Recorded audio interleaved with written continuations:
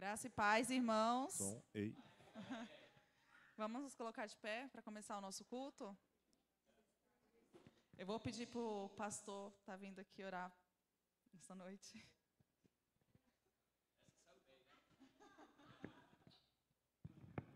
Fique de pé, vamos agradecer a Deus.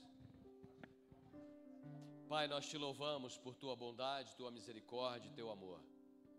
Te louvamos, ó Deus, porque o Senhor tem cuidado de nós, como um pai cuida de seus filhos, e nós te louvamos por isso. Obrigado pela tua provisão, pelo teu amor, o teu cuidado sobre nós, nossas famílias, e nós queremos te agradecer, porque depois de uma semana toda de trabalho, de afazeres, o Senhor nos conduziu até aqui nessa noite, e nós queremos, no profundo do nosso ser, te agradecer. Ó Deus, recebe a nossa adoração, o nosso louvor, a gratidão, ó Deus, que brota de dentro de nós, por tamanho cuidado do Senhor para conosco. Recebe o nosso louvor, pois te pedimos a tua bênção em nome de Jesus. Amém. Dê um abraço aí no seu irmão, um cheiro bem gostoso.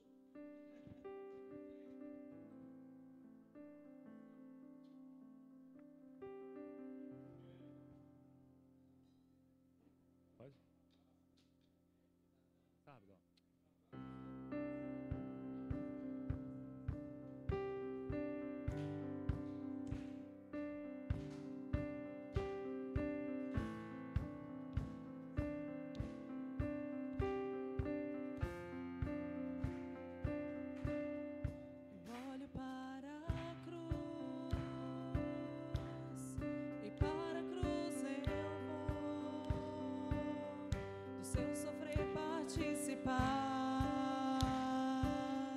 Sua obra vou cantar,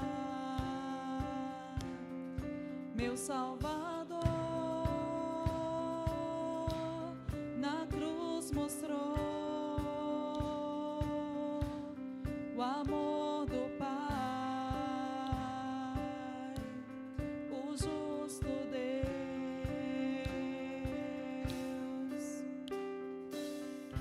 Pela cruz me chamou, gentilmente me atraiu, e eu, sem palavras, me aproximo, quebrantado por seu amor.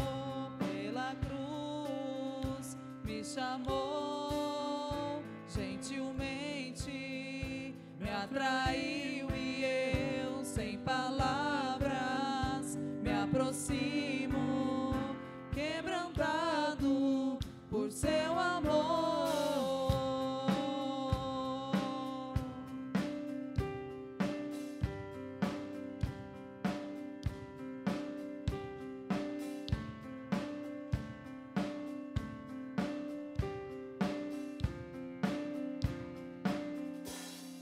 Imerecida vida, de graça recebi, por sua cruz, da morte me livrou, trouxe minha vida, eu estava condenado, mas agora pela cruz eu fui reconciliado.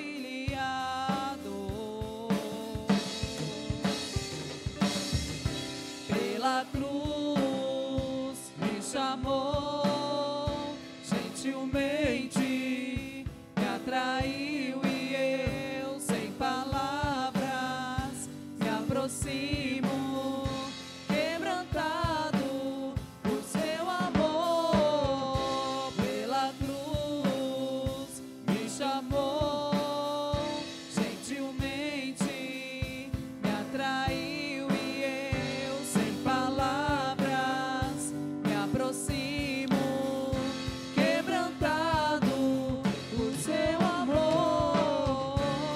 Impressionante é o seu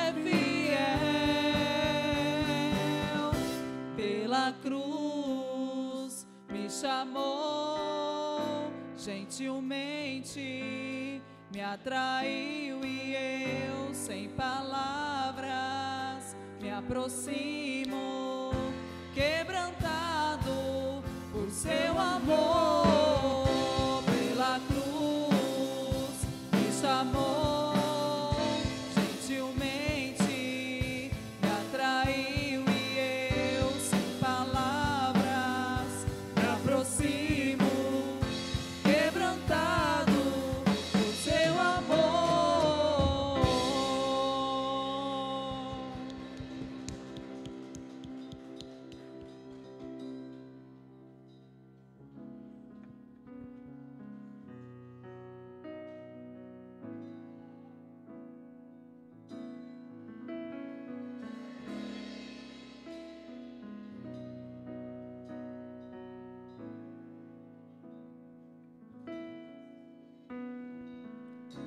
Antes de eu falar, tu cantava sobre mim.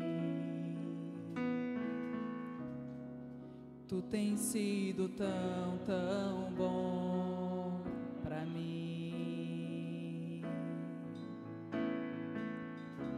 Antes de eu respirar, sopraste tua vida em mim. Tu tens sido tão, tão bom pra mim. Oh, impressionante, infinito e ousado amor de Deus. Oh, que deixa as 99 só pra me encontrar. Não posso comprá-lo, nem merecê-lo, mesmo assim se entregou. Oh, impressionante, infinito e ousado amor de Deus.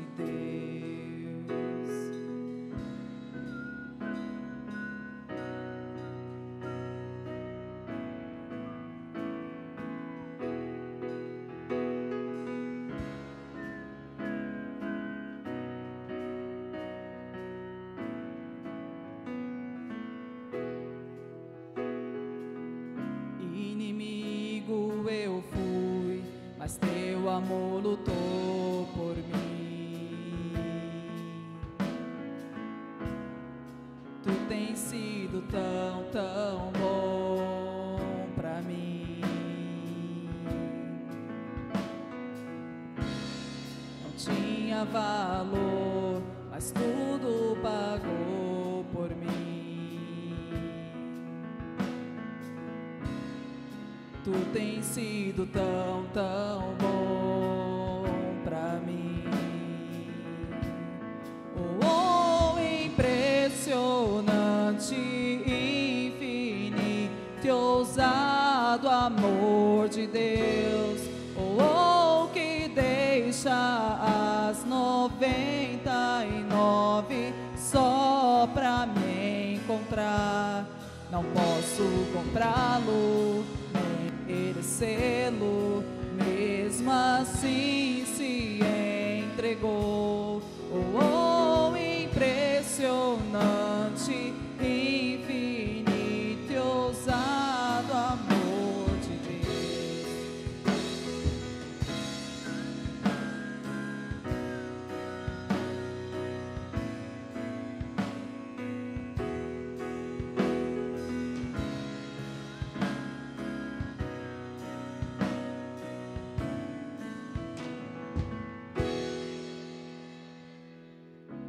Traz luz para sombras, escala montanhas pra me encontrar.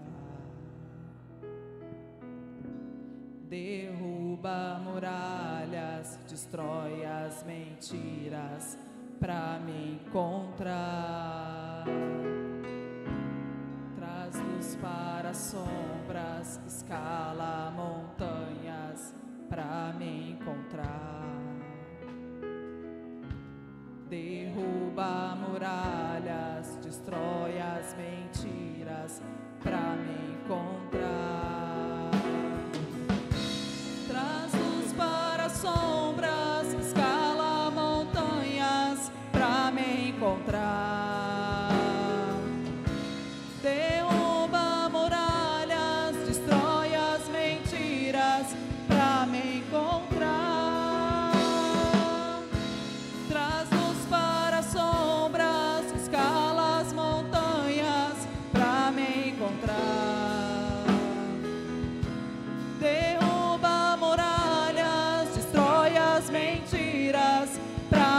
encontrar o impressionante, infinito e ousado amor de Deus, o que deixa as 99 só pra me encontrar.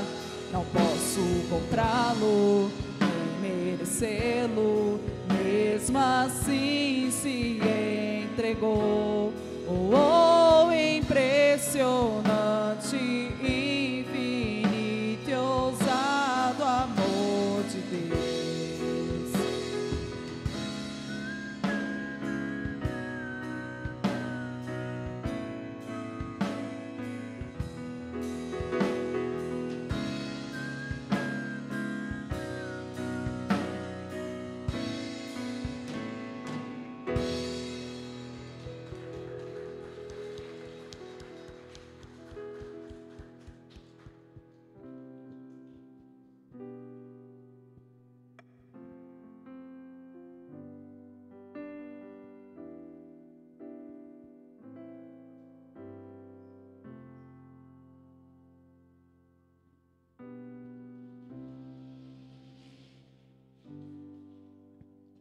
Sonda-me, Senhor, e me conhece. Quebranta o meu coração.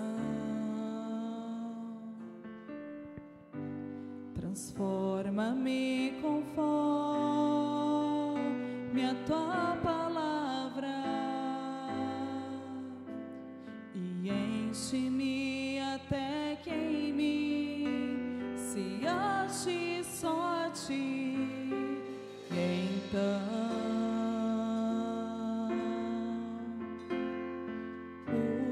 usa-me, Senhor, usa-me como um farol que brilha à noite, como ponte sobre as águas, como abrigo no deserto, como flecha que acerta o alvo.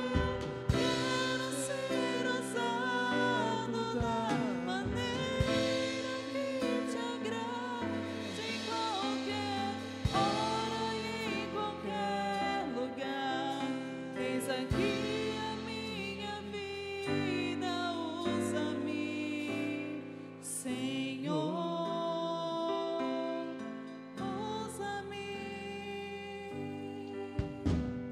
Sonda-me, Senhor, e me conhece. Quebranta o meu coração. Transforma-me conforme a tua palavra e enche-me até que em mim se ache só a ti. Então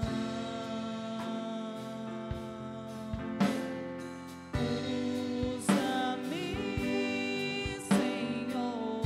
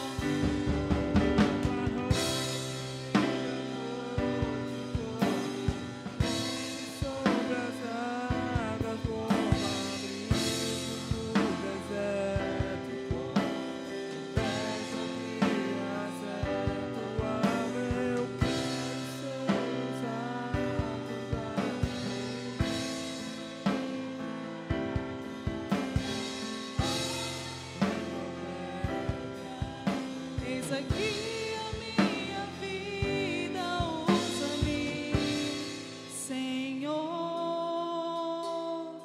usa-me, sonda-me, quebranta-me, transforma-me, enche-me e usa-me, Senhor,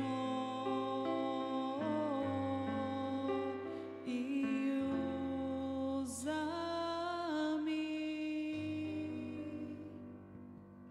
Senhor.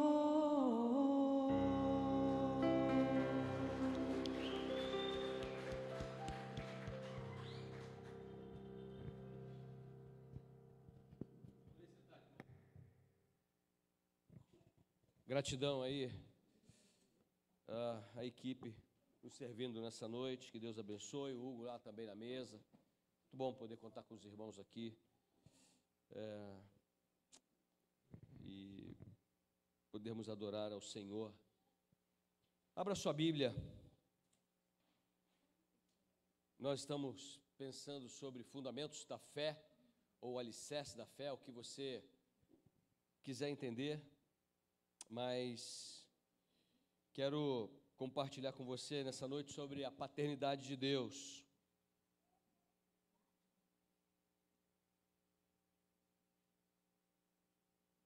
Romanos 8, capítulo 8, versículo 15. 8:15, Romanos 8:15, só para a gente dar o pontapé inicial. Falamos sobre a criação, falamos sobre a pessoa de Deus e hoje vou falar sobre a paternidade de Deus. Romanos 8:15. Amém ou misericórdia? Você pode acompanhar também aqui. Pois vocês não receberam um espírito que os torne de novo escravos medrosos, mas sim o Espírito de Deus, que os adotou como seus próprios filhos. Agora nós o chamamos Abba Pai. Querido Pai, Paizinho, né? Numa tradução mais ao pé da letra.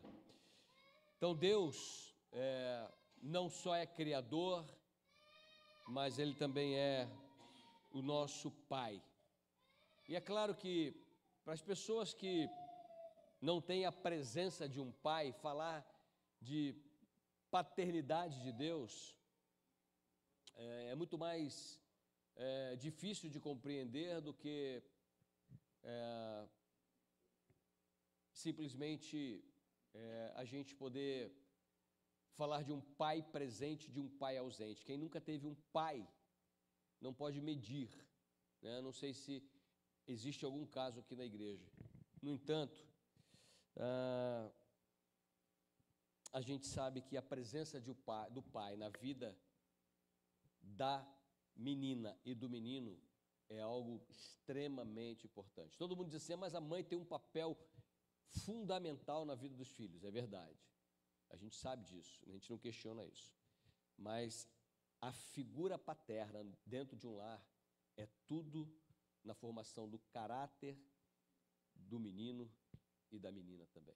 A menina vai buscar, quando há a presença de um bom pai, a menina vai buscar namorar ou noivar e casar, quase que sempre buscando no outro a figura do pai que teve, de um bom pai, de um homem de caráter, de um homem trabalhador, de um homem que amou a sua mulher, de um homem que criou e amou os seus filhos. E o menino também, o menino tem um referencial de homem de caráter, de índole, um homem que amou a sua mãe e que é um homem honesto, um homem de caráter, um homem cheio de integridade. Parece que é quase que uma utopia pensarmos assim para os nossos dias, porque nós estamos vendo aí o que nós estamos vendo são homens negando sua paternidade. Mas hoje nós não vamos falar de homem, nós vamos falar da paternidade de Deus, que nos recebeu como filhos, filhos a partir de Cristo Jesus. Amém, queridos? Nós somos, de uma maneira geral, nós vamos ver isso, nem todos são filhos de Deus, né? A paternidade de Deus, e aí tem um texto de Ezequiel que eu quero ler para você, que diz assim: então recebi outra mensagem do Senhor, diz o profeta Ezequiel: filho do homem, faça Jerusalém ver como são detestáveis seus pecados. Transmita-lhe esta mensagem do Senhor soberano: você não passa de uma cananeia. Seu pai era amorreu e sua mãe era hitita. No dia em que você nasceu, ninguém cortou o seu cordão umbilical, nem a levou, nem a esfregou com sal, nem enrolou em panos. Ninguém teve compaixão, nem cuidou de você. No dia em que nasceu, você foi rejeitada e abandonada num campo. Mas eu passei por lá, diz o Senhor, e a vi indefesa, esperneando em seu sangue, e lhe disse: viva. Palavra de Deus para Israel e para nós que somos seus filhos. Israel não era ninguém, Israel não era nem povo. Deus começa um povo a partir de um homem, e desse povo escolhe pessoas que vai sendo homens e mulheres para formar uma nação. Quando esse povo sai lá depois de 400 anos de escravidão, esse povo não é nada, nada, não tem referencial de nada, apenas um povo que cresceu e foi escravizado no Egito, e Deus agora vai dar uma paternidade, vai filiar esse povo, e vai dar a eles uma estrutura de família, uma estrutura de nação, e é isso que Deus faz conosco, trazer-nos para a sua família. Muitos de nós, irmãos, pasmem, muitos de nós, que nasceram sem a figura de um pai, encontram em Deus esse pai perfeito. E todo pai cristão que quer ser um pai de verdade, busque o seu exemplo no seu pai celeste, no pai celestial. O texto é tão marcante de Ezequiel, você pode ler o texto todo, capítulo 16 de Ezequiel, que o versículo 45 diz assim, ó: sua mãe detestava o marido e os filhos, e você faz o mesmo. É exatamente como suas irmãs, que também desprezam maridos e filhos. De fato, sua mãe era hitita e seu pai um amorreu. Quase que dá para botar aí, seu pai já morreu. Mas o estado caótico daquele povo e de muitos de nós, e Deus nos deu a graça, o milagre da vida, irmãos, viva. Lembro de alguém que uma vez disse para mim: pastor, eu não sou um fruto de aborto, mas eu fui jogado no lixo para morrer. Não tenho pai, não tenho mãe. Mas agora, na nova vida, eu tenho um pai que eu sirvo de exemplo para minha própria vida e para eu poder viver bem, se Deus um dia me der filhos. Era uma mulher que dizia isso. A paternidade no Antigo Testamento não é sugerida constantemente como a gente entende como paternidade divina. A gente acha que Deus é pai, e isso no Antigo Testamento, a gente, lendo o Antigo Testamento, você encontra com facilidade. A gente não encontra, ok? Mas nós encontramos alguns textos que falam sobre essa paternidade de Deus. Por exemplo, o Salmo 68, 5, eu vou ler para você, diz que Deus é pai de órfãos. Então ninguém não tem um pai. Salmo 103, 13 diz que a piedade de Deus é comparada a de um pai piedoso, amoroso. Jeremias 31, 9 diz que Deus é pai de Israel. Nós sabemos que Deus é o nosso pai em Cristo Jesus. Malaquias 1,6, Deus é pai que os filhos desonram e desobedecem. E lendo isso, irmãos, eu fiquei pensando quantas vezes eu desonrei os meus pais, desonrei a minha mãe, desobedeci a eles. Quantas vezes? Quantas vezes eu desonrei a Deus?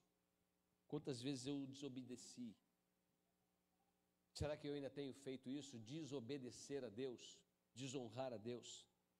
As referências feitas a Deus como pai no Antigo Testamento são dirigidas unicamente a Israel. Deus não é pai de todos os povos, não é. Deus não é pai de toda a sua criação, ok? Vamos ver isso já já. No Novo Testamento, a paternidade divina é ensinada claramente por Jesus. em sua relação como filho.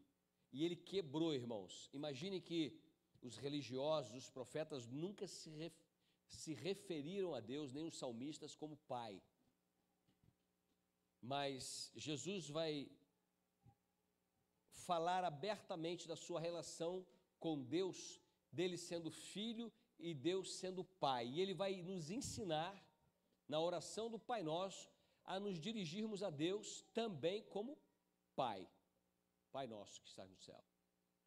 Imagina o terremoto que isso provocou quando os entendidos da lei, quando os religiosos da sua época ouviram Jesus falar que Deus, que era soberano, aquele Deus que as pessoas, como a gente citou aqui, do nome de Deus, que não podia nem falar e nem tampouco escrever com a pena já usada, agora aquele mesmo Deus estava sendo tratado como pai. E eu não sei como é a sua relação com o seu pai, nem sua relação com Deus, mas uma coisa eu sei, que pai de verdade a gente tem muita intimidade. Muita intimidade. O pai conhece a gente e a gente conhece o pai num olhar, né? Pelo menos já foi assim um dia. Bastava o pai olhar para a gente já sabia o que ele queria dizer, ou se a gente estava precisando de alguma coisa, olhava para o pai e o pai já automaticamente respondia.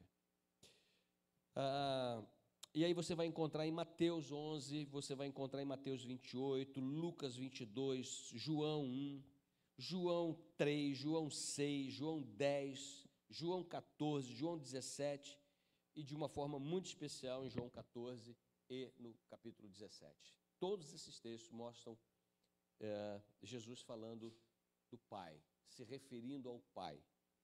Deus também é o Pai de todas as almas remidas. Alma é vida, é ser vivente, de todas as pessoas que foram lavadas e remidas no sangue de Jesus. Deus é o Criador de todos os homens, mas é Pai somente daqueles que creem. E aí a gente vai ver isso em João 1,12.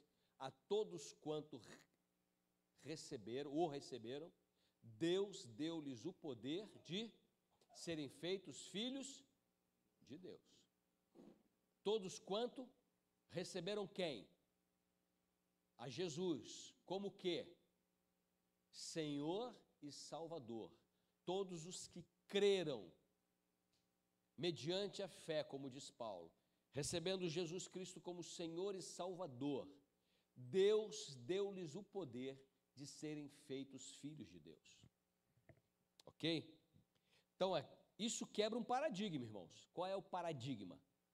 O paradigma você já deve ter ouvido, que todas as pessoas são filhos de Deus. Já ouviu isso? Você já até falou isso, né? Não, você é filho de Deus. Nem todas as pessoas são filhas de Deus. O paradigma, então, é esse. Não existe nas Escrituras, em nenhum ponto das Escrituras, que todo ser humano é filho de Deus. Ponto. Não existe. E isso é um paradigma universal. Ok? Por isso que as pessoas, mesmo professando uma outra religião, mesmo não acreditando em Deus, diz assim para você: boa viagem, Deus te abençoe.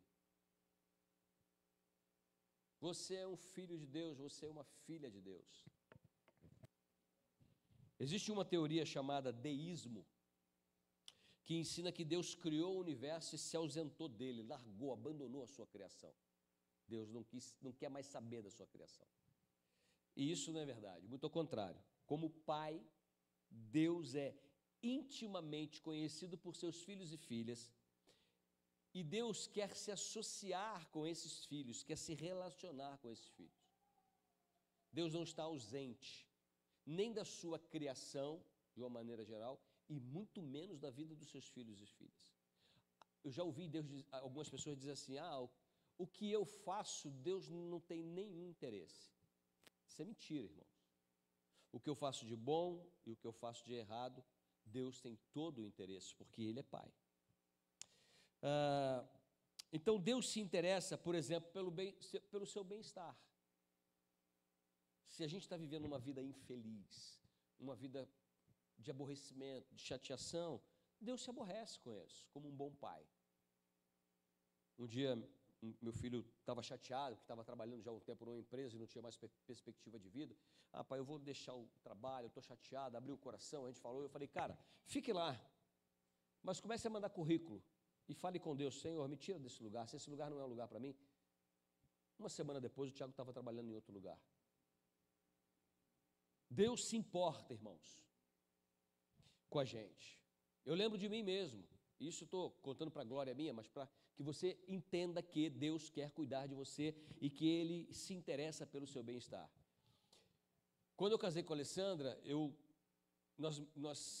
já estava aqui há 2 anos, aí nós casamos em fevereiro de 92, 29 de fevereiro de 92. E eu escolhi essa data para dar presente só de 4 em 4 anos, entendeu? Mas, quando faltava uma semana para o nosso casamento, o banco me mandou embora. E aí minha tia falou, meu filho, é melhor cancelar a cerimônia. Eu falei, agora que eu estou com o dinheiro no bolso, vou para Guarapari, já paguei as passagens, nós vamos mandar de escuna, de lancha, vou para a praia, curtir a praia, na volta eu vejo isso. Fiquei 1 ano e meio desempregado, irmãos. Ninguém me conhecia nessa cidade, nem em Guarulhos, nem em São Paulo. Eu tinha acabado de chegar, eu cheguei aqui em 90, em 92 eu estava casando. E nesse 1 ano e meio desempregado, eu fui mão de obra do meu sogro e do meu pai para construir a nossa casa. E o dinheiro que eu recebi de indenização, eu joguei lá, na nossa casa. Deus nos abençoou. Deus cuidou de nós. Deus cuidou de nós. E por que eu estou dizendo isso? Porque no final desse ano e meio, eu arrumei um emprego para trabalhar no domingo. E eu ia para lá trabalhar no domingo. Eu levantava de madrugada. E eu saía extremamente infeliz e aborrecido. Pastor, mas você não estava trabalhando? Estava trabalhando. Mas eu não ia trabalhar infeliz. Eu ia aborrecido porque eu estava levantando primeiro de madrugada. Odeio levantar de madrugada. Segundo, porque era domingo. Sabe lá nas vendas do Iambi, os carros que entram naquela feira lá? Eu era um dos caras que ficava na cabine vendendo plaquinha para aqueles carros. Eu tinha que chegar lá 4h30 da manhã para abrir o caixa, para ficar ali. E eu saía de casa, eu e a Alessandra ia comigo. E dizendo para Deus assim, durante todo o caminho, esse não é o trabalho que eu quero. Não é porque eu estou ganhando mal e nem é porque eu estou trabalhando de madrugada. É porque hoje é o teu dia e eu não estou feliz com isso. Irmãos, eu fiquei lá 3 meses e saí de lá. E fui trabalhar numa empresa. Fiquei lá 3 anos até ir para o seminário. E do seminário eu montei uma empresa para mim. Eu tinha uma pizzaria lá na Praça 8. E passei o meu curso inteiro tendo a minha pizzaria, trabalhando numa outra empresa e fazendo o meu curso. Essa história que a pessoa diz, pastor, eu trabalho no domingo, não dá. Pede para Deus te tirar desse negócio. Fala, Senhor, eu não quero mais trabalhar no domingo. Eu quero trabalhar todos os dias da semana, de sábado a segunda. É o contrário. Mas domingo eu faço um pacto contigo, Senhor, que se tu me deres o domingo, ele será teu. Eu quero ver se Deus não trabalha para o teu bem-estar. Mas você precisa crer nisso. Porque Deus é pai, não é padrasto. Tá certo? Deus nos estimula a nos comunicarmos com Ele pela oração. A gente não quer conversar com Deus. Sabe por que a gente não quer conversar com Deus? Primeiro, porque Ele sabe do nosso pecado. E aí, segundo, porque a gente fica envergonhado de estar diante dEle. Não tenha vergonha, porque Ele já sabe. Você precisa se comunicar, Ele quer se comunicar. E aí você vai ver isso em Mateus 6, Romanos 8:15. Terceiro, Deus perdoa seus filhos. Deus não perdoa todas as pessoas. Por que não? Porque elas não se arrependem. Elas têm remorso. Mas aos filhos que se arrependem, Deus perdoa. E aí existem inúmeros textos. Alguém abre aí para mim. Esse foi o texto da semana. Salmos 34, 18. Talvez tenha sido a sua devocional também. Esse texto me marcou muito essa semana, porque fiquei pensando sobre isso, como Deus tem sido bom, como Deus é pai mesmo.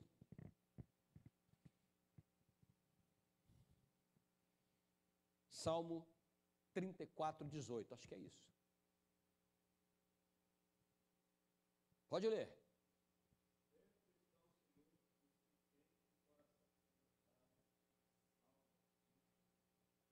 De espírito, contritos de espírito. Perto está o Senhor dos que têm o coração quebrantado e resgata, salva os de espíritos oprimidos. Lindo isso, irmãos, lindo demais. Saber que Deus está colado comigo. Ele é meu pai. Eu tenho o meu pai, eu tenho dois pais, né? Tenho o meu pai daqui da terra e tenho o meu pai celestial. Então Deus perdoa, Deus consola seus filhos. Deus tem prazer em dar coisas boas a seus filhos. Deus pune e disciplina seus filhos. Castigo, presta muita atenção nisso. Deus está castigando. Castigo é sofrimento corporal ou moral, infligindo o culpado. Isso é castigo. Pena, punição, mortificação e relação. Disciplina é submissão a uma regra. Não vai jogar bola hoje. Não vai. Não tem videogame hoje. Porque você infringiu a lei. Disciplina de Deus é submissão a uma regra. Aceitação de certas restrições. Quando nós passamos as restrições de Deus, Deus disse não faça, e a gente faz, Ele disciplina. Não tem jeito. Ensino, instrução, educação. Na disciplina pode estar envolvido sofrimento corporal ou não. E aí eu quero pensar nessa ideia de castigo, para você, meu irmão, minha irmã, ter uma noção, às vezes a gente cria uma noção errada. Castigo, qual é o propósito do castigo? Infligir punição por uma ofensa. Você vai levar 30 chibatadas, castigo. Você vai ficar de joelho no caroço de milho. Quem já sentou no caroço de milho aqui de joelhos? Ficou de joelhado? Não. Graças a Deus também no meu não. Quem já apanhou de palmatória aqui? Também não é. Já apanhou, Severo? Eu não apanhei. E eu ficava, quando todos os meus primos tinham apanhado, os mais velhos falavam assim, cara, quando você chegar na escola, bacana o terror para mim, né? E você fizer uma coisa errada, a professora vai bater com um negócio na sua mão chamado palmatória, um negócio largo, assim, cheio de bolinha, que vai... Na minha época não tinha palmatória, mas já tinha régua comprida de madeira. Fica quieto, menino. Mas graças a Deus eu nunca tomei uma reguada, não. Então, o castigo é para infligir punição por uma ofensa. Qual é o foco do castigo? Ação errada passada. Alguém que fez alguma coisa errada. Já passou, mas você castiga. A atitude que a pessoa tem, hostilidade, gera ira por parte de quem aplica e quem sofre o castigo. E hoje nós vivemos num tempo onde não pode disciplinar o filho, nós vamos ver já isso, porque no passado muita gente já sofreu tanto que agora acha que tem que, não pode, passa a mão. Qual é a sensação, a emoção produzida pelo castigo? Medo, culpa e rancor. Medo, culpa e rancor. Medo do filho. Culpa do pai que não estava a fim de castigar, se for o caso. E rancor. Rancor quando esse castigo passa dos limites. Gera no filho, na filha, um rancor para o resto da vida. Eu nunca ouvi tanto na história da igreja, na vida de irmãos e irmãs, claro, no ministério, gente dizendo para mim, pastor, eu tenho uma mágoa do meu pai, carrego comigo uma mágoa da minha mãe, porque ela me bateu assim no momento que eu não tinha feito nada. E é verdade, né, Paulinho? É isso aí. E o castigo? Perdão, e a disciplina? Presta atenção. A disciplina é para instruir para a correção e para a maturidade. Disciplina é isso. Você aplica a disciplina para instruir para a correção e para a maturidade, gerar maturidade. Maturidade traz responsabilidade sobre aquilo que foi feito ou não foi feito. O que gera?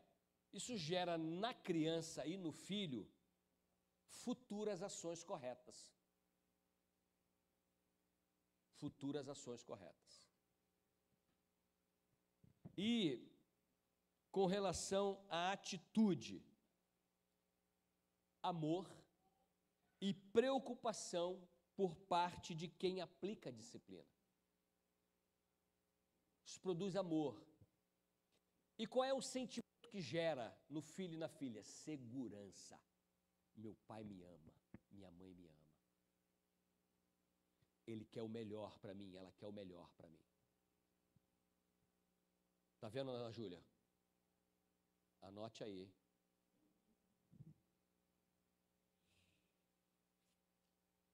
Por que isso, irmãos? Porque nós já nascemos com tendências, irmãos, pecaminosas.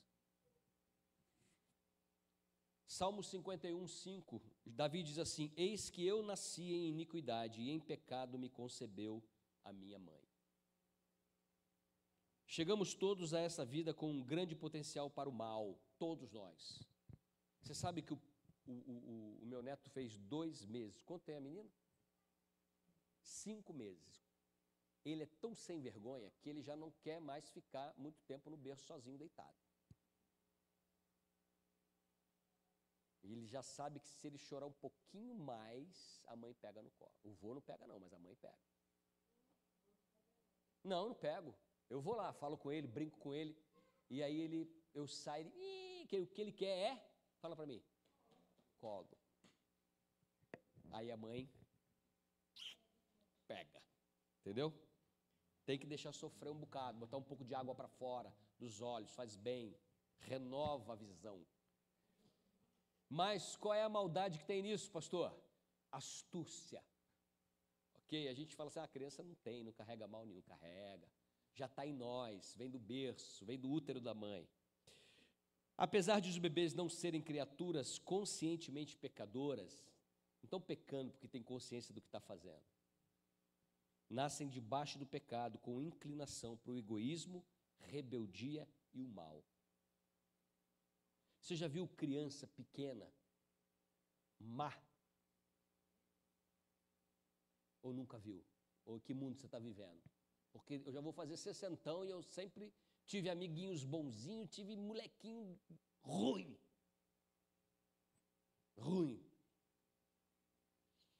Provérbios 22:15 diz assim: a estutícia está ligado ao coração do menino, da criança, mas a vara da correção afugentará dele. Está dizendo o seguinte: no coração da criança existe estutícia. A criança já vem astuta. Mas a disciplina na hora certa afugenta essa astúcia do coração da criança. Porque o camarada sabe o seguinte, quando ele começa a raciocinar, e isso não é com 7 anos, não é com 3 anos, mas a criança ali já começa a ter noção, ela começa a dizer o seguinte, não adianta chorar, porque minha mãe não me pega mais. Eu preciso arrumar um negócio novo. Mas ela, arrumando um negócio novo, que ainda não pode tomar uma lapada, né? Que é bebezinho. Mas depois, quando ela arrumar um negócio novo, você dá a lapada no dia certo, na hora certa, a estutícia vai saindo. Você já ouviu algum adulto dizer assim para você, rapaz, eu estou cansado de saber das coisas dessa vida, eu sou malandro com essa vida. Já ouviram gente assim? Não é bandido, não. Estutícia isso. Astúcia, né? O cara foi tão massacrado ou, às vezes, viu tanta pilantragem na vida que o cara é astuto. O cara é mais víbora do que pombo, tá certo? Bom, sei que essas afirmações da Bíblia contrastam com a ideia que nascemos totalmente puros e bons. A criança nasce pura e boa. Talvez você já tenha ouvido isso. Criança morre hoje, vai para o céu. Vira anjo. Está na Bíblia, irmãos? Não está na Bíblia. Por isso que nós precisamos investir na vida dos nossos filhos e filhas.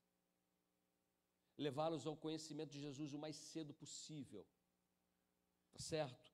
Ah, pastor, você está dizendo que a criança o bebê vai para o inferno. Não estou dizendo isso. Isso é um problema de Deus. não é um problema seu, não é um problema do pai, não é um problema da mãe, não é um problema meu, é um problema de Deus. Mas eu e você, como pai, avô, tio, tia, crente, precisamos ensinar a verdade desde cedo para as crianças. Porque quanto antes elas receberem Jesus no coração, maior a impossibilidade ou a possibilidade delas irem para a condenação eterna. Então, a palavra de Deus é a verdade e nós podemos orientar a nossa vida, a criação dos nossos filhos baseados numa ideia errada. Precisamos falar de Jesus para as crianças, não, porque Jesus disse que delas é o reino dos céus. O contexto lá é outro. Interpretação errada do texto leva a uma aplicação errada e uma teologia errada. Ok? O reino dos céus não é das crianças, mas é de todo aquele que se faz como uma criança, de coração puro, para se aproximar de Deus, querendo mais, querendo aprender de Deus e receber o amor de Deus. Devemos sim orientar a nossa vida e a criação dos nossos filhos baseados na palavra de Deus. Provérbios 23, 13 e 14 diz assim: não deixe de disciplinar seus filhos. A vara da disciplina não os matará. Sim, a vara da disciplina pode muito bem salvá-los da morte. No muro lá perto da minha casa, lá no Rio de Janeiro, havia uma frase assim, já repeti ela aqui várias vezes: adote o seu filho antes que um traficante o faça. Era um muro mais ou menos 2 vezes esse comprimento, pintado de branco, era uma garagem de ônibus. Estava escrito em vermelho isso. E anos, da minha infância à minha vida adulta até vir para cá, aquela frase estava estampada naquele muro. A palavra de Deus tem a capacidade de salvar os nossos filhos. Salvou a mim, já salvou você. Vai salvar os nossos filhos e os nossos netos. Amém, queridos? Então, qual é o propósito da disciplina? Primeiro, da sabedoria.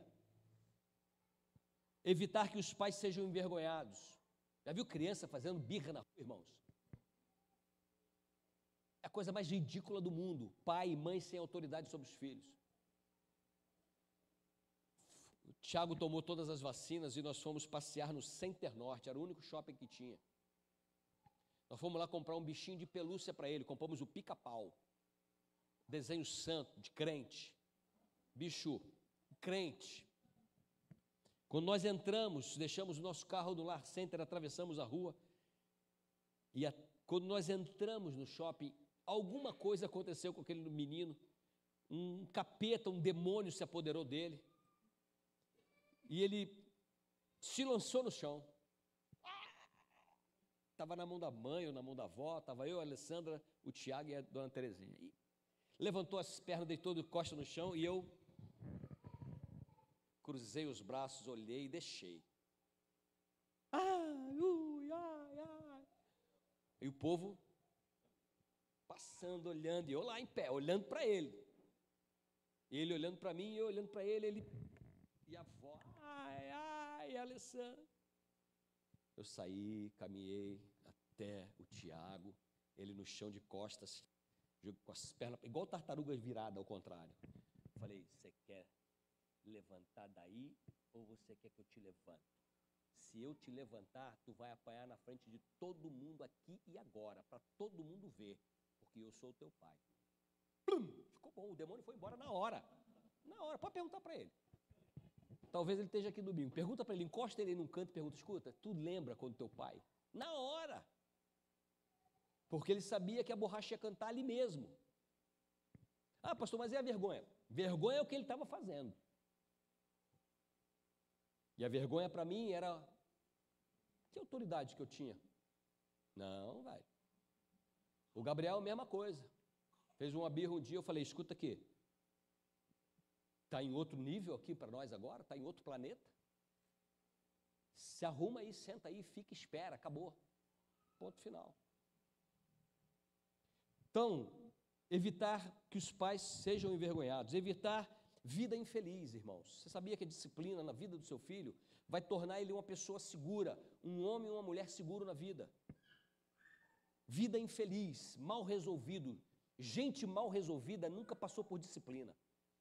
A melhor coisa que existe na vida de uma pessoa é disciplina. Melhor coisa do mundo. Por isso que eu torço que todo menino crente tem que servir o quartel. Menos eu, claro. Porque se ele é do bem, ele aprende a ficar melhor. E se ele tem tendência do mal, ele vai aprumar na vida, velho. Vai aprender a lavar sua própria roupa, vai aprender a lavar, dar lustre no coturno, brilhar a fivela. Tinha tia minha que falava assim, eu limpei, eu lustrei a fivela do Carlinho, do Paulo. Tô brincando, que esse aí não, esse aí nunca precisou não. É ruim, hein? Se evita a vida infeliz, evita a morte eterna, irmãos. A disciplina na vida do seu filho e da sua filha evita a morte eterna. Porque quando ele entende que Deus é Pai e que vai discipliná-lo para o bem, ele prefere andar nos caminhos do Senhor. Deus castiga pessoas por causa de seus pecados não perdoados. Pastor, mas eu conheço um crente que Deus está castigando. Eu não conheço crente que Deus está castigando. Eu conheço gente que não é crente e que Deus está castigando por causa do pecado. Deus não castiga seus filhos e filhas. Certa vez, disseram assim para minha mãe já estava com câncer, ainda não tinha descoberto o que era, mas era um sofrimento muito grande. Alguém disse para ela assim, um crente, sabe esses crentes crentes.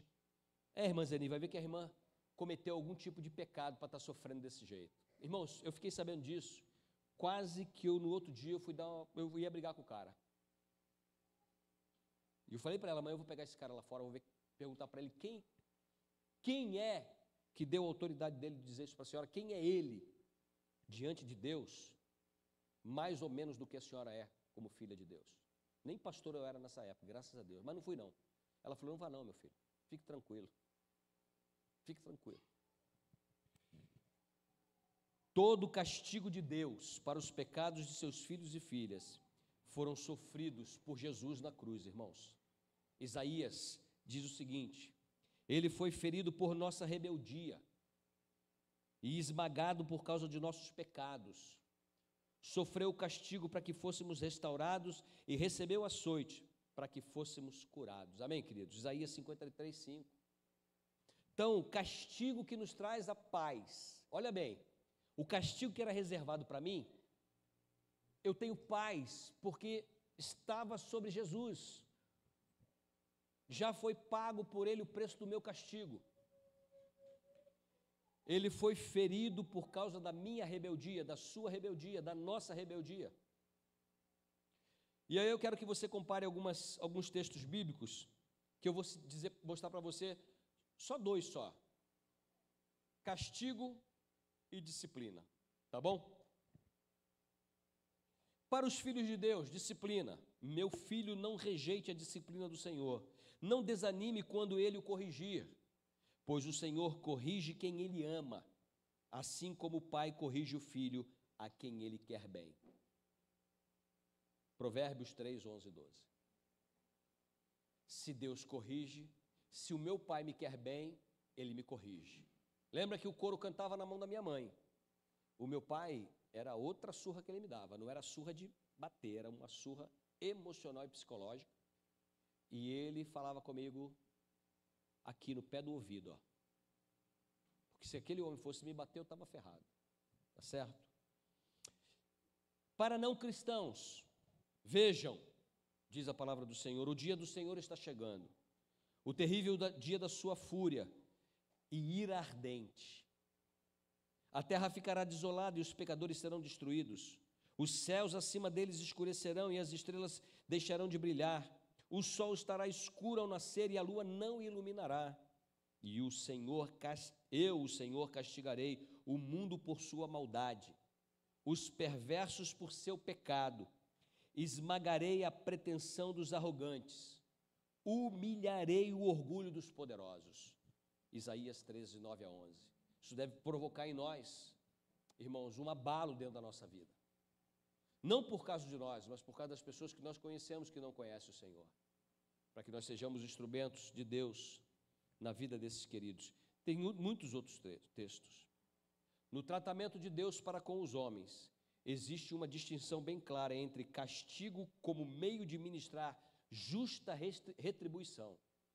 Deus vai dar aos homens justiça. Deus vai dar aos homens justiça. Por quê? Distinção bem clara entre castigo como meio de ministrar justa retribuição por causa das más ações dos homens. Como que Deus vai pagar aos homens as suas más ações? Justiça de Deus. Ah, Deus é amor. Como pode um Deus de amor mandar pessoas para o inferno? Ele vai mandar. Não porque Ele quer, mas porque os homens não se arrependem de suas más ações. Então Ele não tem outro meio de agir sobre esses homens que não seja retribuindo da mesma forma como justiça. Ok? Pastor, mas eu e você? Nós somos pecadores? Sim, mas sobre nós agora existe a graça do Senhor. O Senhor Jesus nos salvou, amém, irmãos? Nos deu uma nova vida, está costurando tudo de novo em nós, tá certo? Toda justiça pelo pecado do homem foi satisfeita em Cristo na cruz. Quando aceitamos Jesus como nosso Senhor e Salvador pessoal, não receberemos mais castigo, nem aqui, nem na vida por vir. Todo castigo é reservado para aqueles que não se apropriam do pagamento de Cristo pelos nossos pecados. Colossenses 2, 13 e 14, Paulo escreveu assim: vocês estavam mortos por causa de seus pecados e da incircuncisão de sua natureza humana. Então Deus lhes deu vida com Cristo, pois perdoou todos os nossos pecados. Ele cancelou o registro de acusações contra nós, removendo e pregando na cruz. Havia um registro de acusação. Sabe o livro da vida? A Bíblia não diz que todos os nossos dias estão escritos no livro da vida? Sim ou não? No nosso livro da vida tem os dias de coisas ruins que nós praticamos? Claro que não. No livro da vida de todos os homens tem? Tem. Por que que não tem no nosso? Porque Cristo pagou o preço. Vou ler o texto de novo. Ele cancelou o registro das nossas acusações. Tudo aquilo que estava sobre nós, todo aquilo que o diabo nos acusa, ainda hoje, nos acusou, nos acusa e vai nos acusar no dia final, ele vai estar lá para nos acusar. Ele, Jesus, cancelou o registro de acusação contra nós. Quando chegar lá, no livro da vida, no relato dos meus pecados, sabe o que vai estar lá? Dívida paga. O sangue do Cordeiro, na minha vida e na sua vida, meu irmão. Glória a Deus por isso, amém? Não há registro lá. É tipo quando o juiz vai olhar a cláusula lá, não sei se é cláusula, Daniela, me ajuda aí, mas olhar lá os registros de acusação, né? Do criminoso. Porque nós somos criminosos, irmãos, antes de Jesus. Mas lá não vai haver registro. E o juiz vai falar, olha, não há acusação contra esse homem, contra essa mulher, contra esse jovem, contra essa jovem, contra esse menino, contra essa menina. Por que que não há? Porque Jesus cancelou. Ele pagou o preço. Amém, queridos? Nós acabamos de cantar aqui que Ele pagou o preço por nós, pela minha vida e a sua vida. Isso não quer dizer que Deus não discipline, que Ele não reprove as nossas ações, que Ele não corrija a nossa vida. Claro que Ele faz isso. Seus filhos, certamente, Ele reprova algumas atitudes nossas, Ele corrige e Ele disciplina a nossa vida também. A diferença é que disciplina não é meio de justiça para nós. Entenda isso. A justiça já foi feita. Quem que pagou o preço da justiça? Jesus. A disciplina é o modo usado pelo Senhor para fazer com que seus filhos e filhas amadureçam. Nós somos o que somos hoje, irmãos, maduros, experientes, como a gente gosta de dizer na vida, porque a gente já tomou lapada na vida.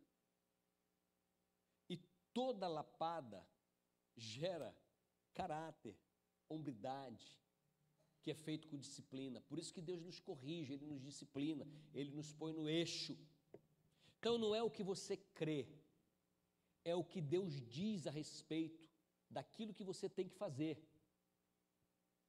Se Deus falou não, é não. Ah, mas eu penso assim. Você pode pensar o que você quiser. Se você não entender, se eu não entender que o que Deus diz, falou e está acabado, você vai sofrer a disciplina dele.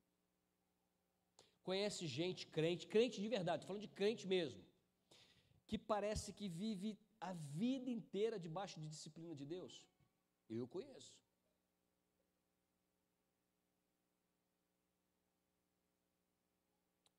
Deus quer levar essa pessoa para a maturidade, mas a pessoa continua, como Paulo diz à igreja, vocês precisam voltar ao leite novamente,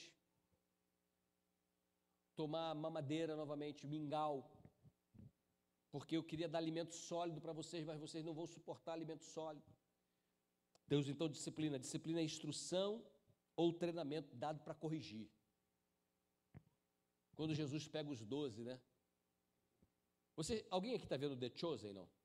Irmãos, baixe o seu, é gratuito, você contribui se você quiser, baixe o aplicativo no seu celular, depois você pode baixar na televisão o aplicativo da Angel Studio, você tem lá as séries todas, é maravilhoso. E aí a gente, lendo a Bíblia, lá é claro que lá aquilo lá não é a verdade, tá bom? O pastor falou para ler que aquilo lá é um romance criado na história verídica, ok? Tem pessoas, tem personagens, tem uma história que não está na Bíblia, histórias que... porque precisa montar um enredo para aquilo. Mas é muito legal porque cada um daqueles homens, e a gente sabe que é assim pela vida deles, o pouco que a gente conhece, cada um daqueles homens tem um problema, tem uma dificuldade. E o que Jesus está trabalhando com eles? Jesus está ajustando a vida deles, porque Jesus ia partir, ia deixar eles para fazer obras maiores do que aquela que ele havia feito. Eles precisavam amadurecer. Foram 3 anos e meio de ministério de Jesus junto com aqueles homens. Depois de 3 anos e meio eles estavam prontos? Sim ou não? Não, porque todo mundo correu, todo mundo fugiu. Jesus foi levado aos céus, eles ficaram ali olhando. Tiveram que ser espalhados, tiveram que sofrer. Pedro foi preso uma vez, negou Jesus daquela vez lá, e aí depois foi preso, e aí ele falou lá ele já estava maduro, não estava velho, estava amadurecido na fé, e ele disse, então, não podemos deixar de falar daquilo que temos visto e ouvido. Ali era aquele Pedro que falou, Senhor, eu vou contigo até a morte. E diz a tradição que quando Pedro foi para ser morto, iam crucificá-lo, ele pediu para ser crucificado de cabeça para baixo, dizendo não ser digno de morrer ou ter a mesma morte que o seu Senhor. Infelizmente, a maioria das traduções bíblicas usa disciplina e castigo como a mesma coisa, como sinônimos, né? E aí parece que Deus está sempre castigando. Deus está sempre castigando Israel. Deus sempre está castigando seus filhos. Quero encerrar, irmãos. Romanos 8, 28. Abra sua Bíblia, é um texto muito conhecido nosso. Romanos 8, 28. Talvez você tenha passado uma semana difícil, você tenha sofrido alguma coisa, até tem certeza de que Deus disciplinou você por algum motivo, deixou você de lado, você se sentiu sozinho. Romanos 8, 28, alguém lê para mim? Está aqui, lê aí. E sabemos, lê aí.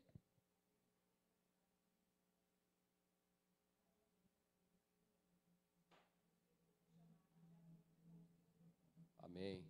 E sabemos que Deus faz todas as coisas cooperarem. Essa palavra aqui é trabalhar. Ok? Essa palavra aqui é que todas as coisas trabalham. É uma máquina.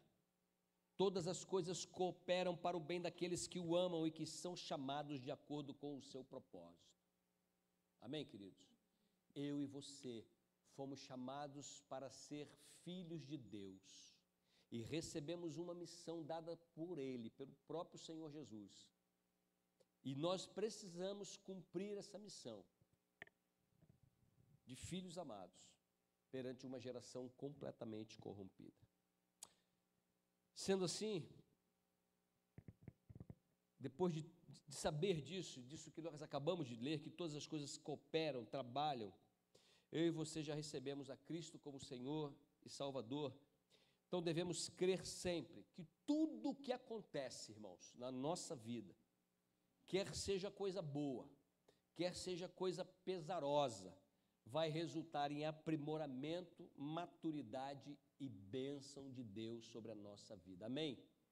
Amém ou não, igreja? Sabe por quê? Como é que um pai pode amaldiçoar filhos, irmãos? Pai não amaldiçoa. Pai não amaldiçoa. Cachorro amaldiçoa, mas pai não. Sendo Deus quem é, como nós o conhecemos, tudo que acontece de bom, de pesar na nossa vida, de dificuldades, resulta em aprimoramento, maturidade e bênção. Bênção. Pastor, e se não acontecer essa regra? Você vai precisar tomar a disciplina de novo de Deus, porque tem que acontecer assim. Aprimoramento, maturidade e bênção. Tem muita gente brincando com o pai, não tem ou não tem, irmãos? Tem ou não tem? Tem muita gente. E aí você olha casos e casos, e aí você vê Deus disciplinando a pessoa, e a pessoa não se toca. E aí, pastor, eu e você precisamos dizer para ela. Se você sabe que ela é filho, filha de Deus, você precisa dizer. Cara, você não entendeu ainda que Deus está corrigindo a tua vida? Está tentando aprimorar você, levar você para uma maturidade, para você colher a bênção. Mas hoje, entre nós estamos muito assim, ó. Não é problema meu, é problema nosso, irmãos. Nós somos irmãos. Paulo diz que nós somos membros do corpo de Cristo. O que aflige um, aflige o outro. Quanto àqueles que ainda não se renderam a Jesus, aos braços de Jesus, e aí? A imagem do Cristo Redentor no Rio de Janeiro serve bem como uma ilustração, né? O carioca, quando a gente falava lá de alguém que estava chegando de um outro lugar, a gente dizia, ó, da mesma forma como Jesus está lá de braços abertos recebendo você, a gente recebe você também de braços abertos. Jesus está sempre de braços abertos esperando, continua de braços abertos esperando receber a todos que desejam se achegar a Ele. Amém, queridos? Todos, irmãos, sem exceção. O alcoólatra, o drogado, o viciado em qualquer tipo de droga, o jogador, o homem que não está encontrando uma razão para viver e que precisa da graça de Jesus. Jesus está de braços abertos, esperando por essa vida. E nós somos os instrumentos de Deus, por isso que a igreja está aberta, para que a gente possa receber as pessoas e dizer que Deus as ama, mas que Deus também vai aplicar sua justiça sobre todos aqueles que não se arrependerem de seus pecados. 2 Coríntios 4,17, para a gente encerrar, diz assim: pois essas aflições pequenas e momentâneas, que agora enfrentamos, produzem para nós uma glória que pesa mais que todas as angústias e durará para sempre.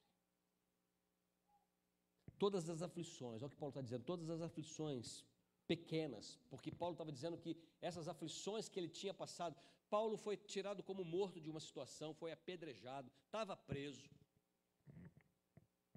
era perseguido em todo lugar que ele ia, foi rejeitado pela igreja, porque o povo ficou com medo dele no início, depois foi rejeitado no seu apostolado. Paulo está dizendo, essas pequenas aflições e momentâneas que agora enfrentamos, produzem para nós uma glória que pesa mais do que todas as angústias e durará para sempre. A glória da graça de Jesus na minha e na sua vida. Amém, queridos? Que Deus nos abençoe, que Deus nos ajude, que Deus dê a você a capacidade de amar, de amá-lo e desejar esse Pai. Como filho, você deve confiar nele, servi-lo, se esforçar para ser como ele é. Como Deus é, irmãos? Deus é santo e espera que nós sejamos Botafogo. Que santos o quê? Santos. Sede santos, assim como santo é o vosso Pai Celestial. Ok? E nós devemos glorificá-lo em todo tempo, não é na igreja, é fora daqui, é no trabalho, é na escrita, no Facebook, em tudo que você fizer, tudo que você falar, tudo que você pensar, você tem que glorificar a Deus. Amém, queridos? E como filhos, você é herdeiro de tudo, juntamente com Jesus. Olha o que Jesus fez, sendo o próprio Filho, sendo o próprio Deus, Ele nos adotou para si, Ele é o nosso irmão mais velho e nós pertencemos a Deus como filhos adotados e recebemos dele toda a herança, tudo aquilo que Deus tem preparado para Jesus, ou preparou para Jesus, agora é para nós. Amém, queridos? Deus te abençoe, Deus te guarde, que o nosso cântico seja por celebração a esse Deus paterno, que o nosso viver seja para honrar a esse Deus paterno. Todo o nosso viver, os nossos pensamentos, as nossas palavras, as nossas atitudes. Vamos ficar de pé, vamos terminar, vou orar, nós vamos adorar o Senhor. Feche seus olhos.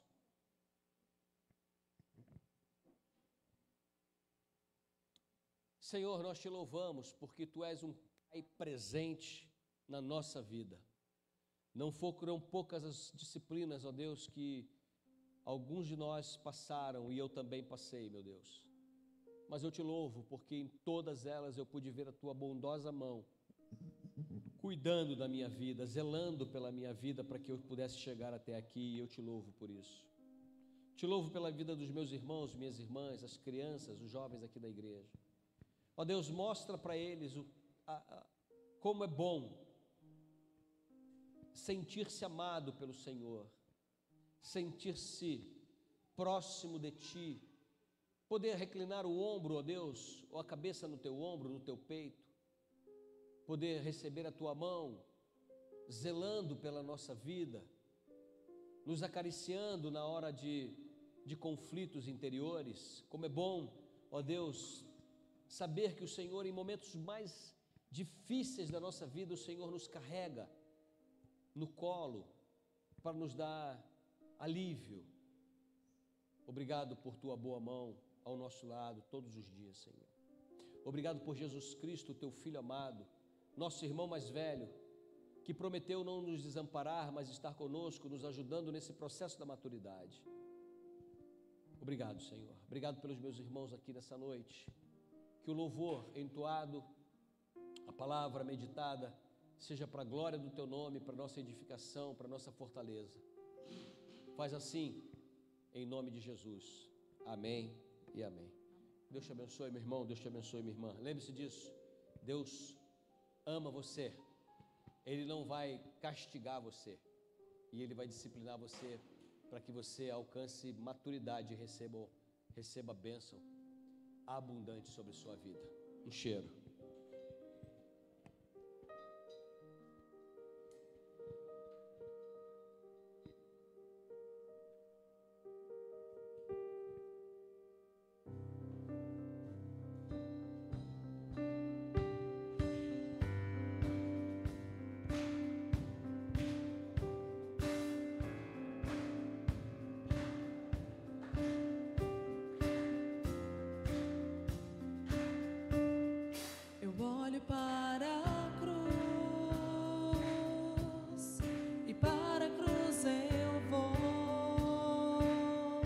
Seu sofrer participar, Sua obra vou cantar, meu Salvador, na cruz mostrou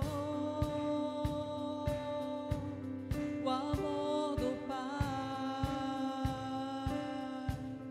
o justo Deus.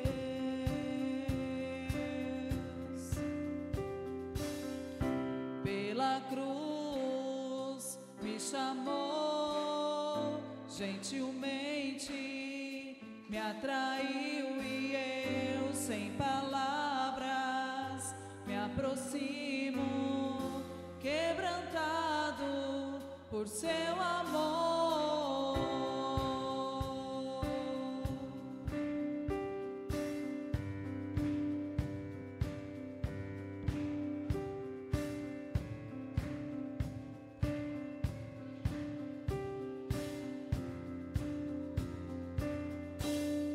Imerecida a vida, de graça recebi, por sua cruz, da morte me livrou, trouxe minha vida, eu estava condenado, mas agora pela cruz eu fui reconciliado.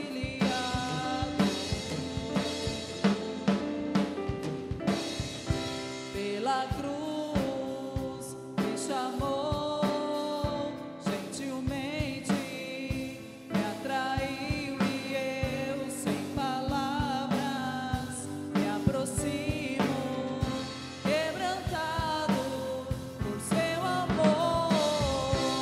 Pela cruz me chamou gentilmente, me atraiu e eu sem palavras me aproximo, quebrantado por seu amor. Impressionante é o seu amor. Me redimiu e me mostrou o quanto é fiel. Impressionante é o seu amor.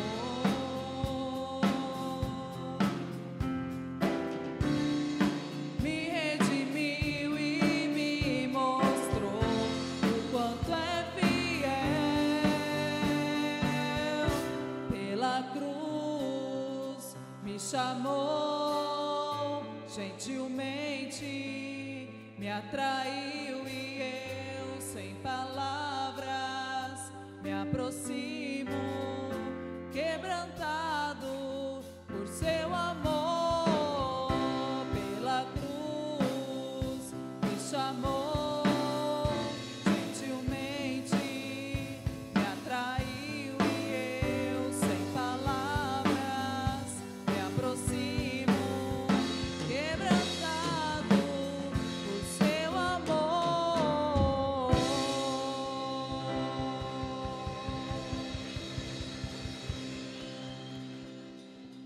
Amém. Vamos tomar um café agora ali atrás.